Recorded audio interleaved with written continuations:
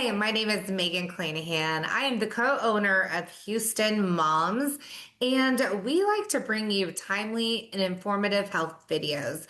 And I have today a regional vice president with Next Level, Scott Brown, and we are going to talk about something that has been top of mind in my head living in a suburban area.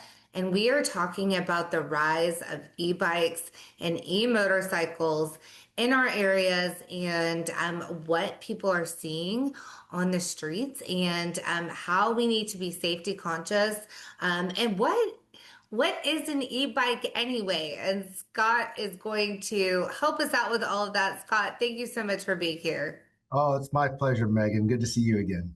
Hey, great to see you. So, I think the first thing we need to talk about is what is an e-bike? Like, what classifies an e-bike?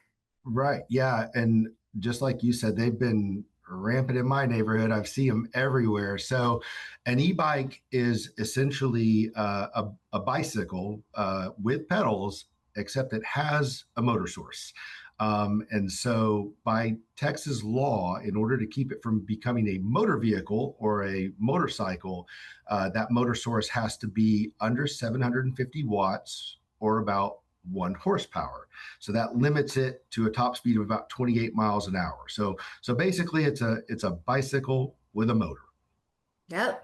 So, we have the e-bikes and then we have the e-motorcycles, right? So No, that's I think there's just motorcycles. If it's over 1 horsepower, it's a motorcycle. But okay. the e-bikes are the ones with just 1 horsepower, 28 mile an hour top speed. That I think is what just classifies as an e-bike. And then we have restrictions on where they can go. Yeah, well, actually, no, Do not we? necessarily. No. So the Texas laws basically see them as a bicycle. So any law that would apply to a bicycle would apply to an e-bike. So you can ride them on the streets, you can ride them on sidewalks, just like a bicycle. So yeah, so they can pretty much go anywhere. Okay, so this is especially for all of my suburban people out here. I live in Katy, almost to Fulshire. Scott is up in more of the Woodlands, Tomball area. We are seeing an influx of these, and it's getting worrisome. We've actually had some deaths in our area because of these kids flying through, not but not following laws or the pedestrians. We're not used to seeing these things happen. Um, what would you tell parents if you're considering a purchase? Christmas happened, but let's say we're coming up on a birthday or something this year. What would you tell parents to consider if purchasing an e-bike? Yeah, sure. And I mean, it's a popular gift. And I know peer pressure. My kiddo already came to me and went, "Hey, I want one of those," when they see it. So um, I think, Megan, with just like with anything else that we do for our kiddos, we just need to understand what the risk is. Yeah. We let our kiddos play football, soccer, volleyball. Heck, my son rock climbs, right? Which is a very dangerous sport. So understanding what the risk is, I think, is the most important thing. So, what I would tell a parent is know the risk. And with that, I think there's two main factors with these e-bikes that make it a little bit different in regard to the risk. The first is the velocity or the speed that they're traveling at. One of the key variables in the severity of a traumatic event and how severe trauma can be is speed or velocity. So think about a car crash at 5 miles an hour, right? You're okay. A car crash at 50 miles an hour is a totally different story. So normal bicycles powered by an adolescent will go about 10 to 12 miles an hour.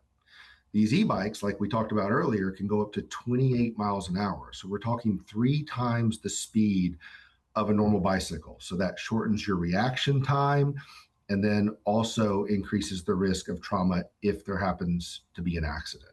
So that's the first thing that we need to consider when we talk about risk. The second is what you mentioned as well, where these are actually being utilized. which is suburban areas. In my neighborhood, they're everywhere, little biker gangs running around, Yes. we all take them to school. And with that, these suburban areas are very heavily populated. So we have intersections, we have pedestrians, we have animals, right? Dogs or people walking their dogs.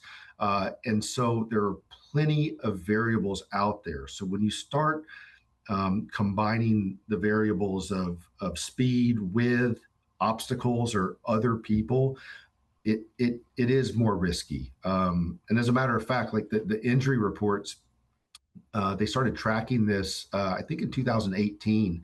They basically started doubling every year. And so 2025, the ER visits from these e-bikes was right around 50,000 ER visits in 2025.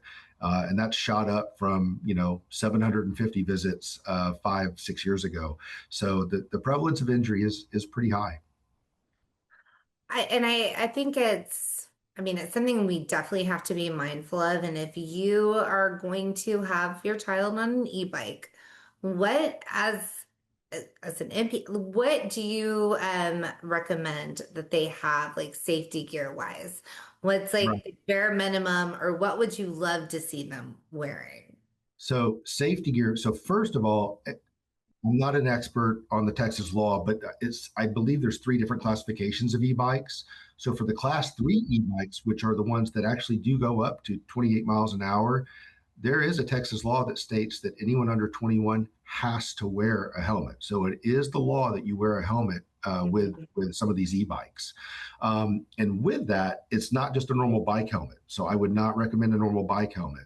Normal bike helmets, like we talked about, the normal speed that kiddos ride on a normal bike is 10 to 12 miles an hour.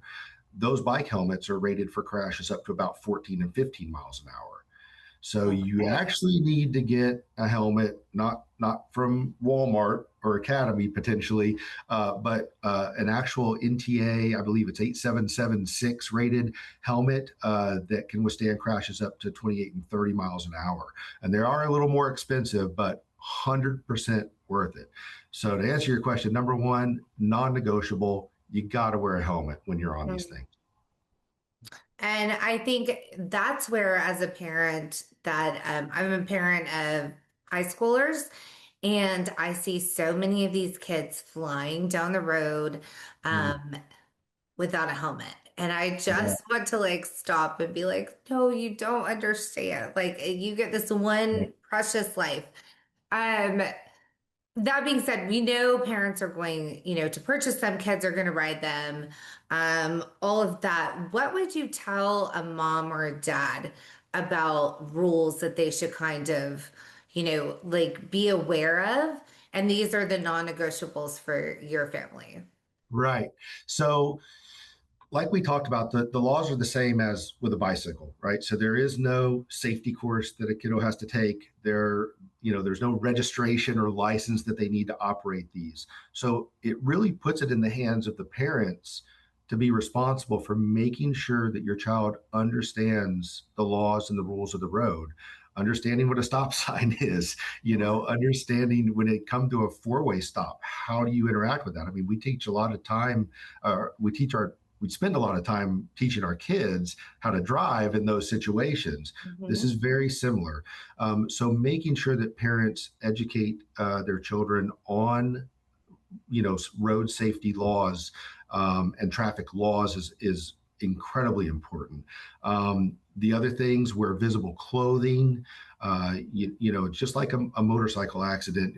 What's the number one thing cars say? I didn't see you, right? And so make sure you're as visible as possible when you're riding these, which kind of excludes riding at night.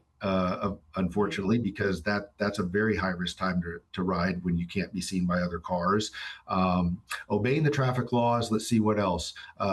Riding in non-congested areas. I know when I was a kid, I rode dirt bikes all the time out in Las Vegas in the desert, right? But there were no other cars around, and but these are totally different. So trying to stay out of those congested areas is really important. Um, I think the final thing would be knowing your kiddo. I know my middle child, when I think he was 13 years old, I asked him, "Hey, when you turn 16, what kind of car do you want to drive? And he said, whatever one goes the fastest, No. right? No, I'm not buying that kid an e-bike. I'm sorry, I'm not. He's, Yes. his nickname is Crash or what? No, I'm not doing that. So know your kiddo, know the maturity level, and most importantly, just have an open conversation with them about the risks and how important it is to be safe.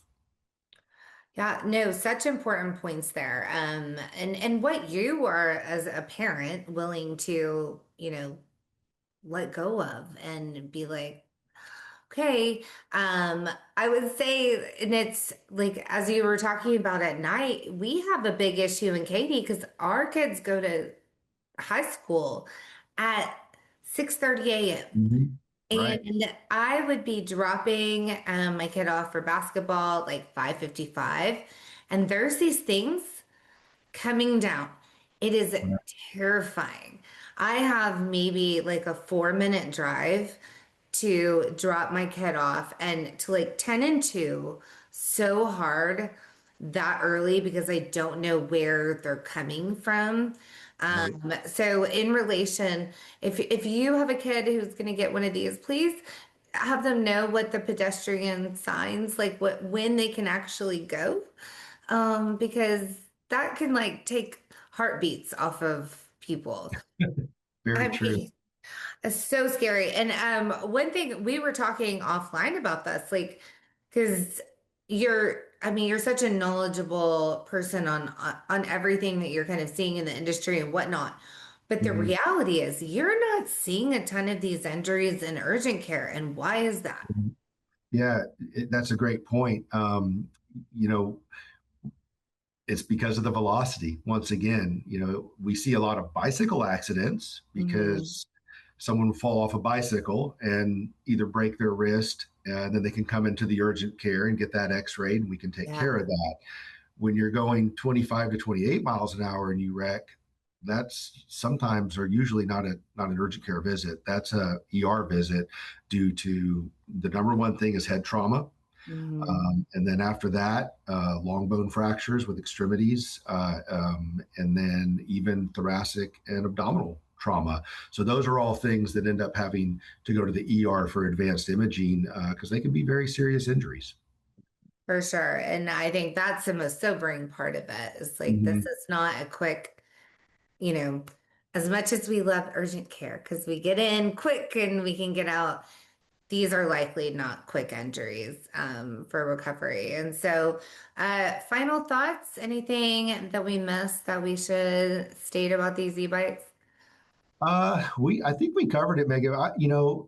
We all did crazy things as kids. My wife used to talk about riding her three wheeler everywhere, and trampolines and all this kind of stuff. And Yeah. so I think the important thing is, once again, just to know the risk and make sure you educate your kiddo on the risk and then take all the steps you can take to protect them the best you can. You can't put them in a bubble, right? We want them to experience life, but that doesn't mean that we shouldn't be safe while we're doing it. So, No, great tip. And I mean, those days of like wanting to put them in a bubble, like mhm. that's a real thing.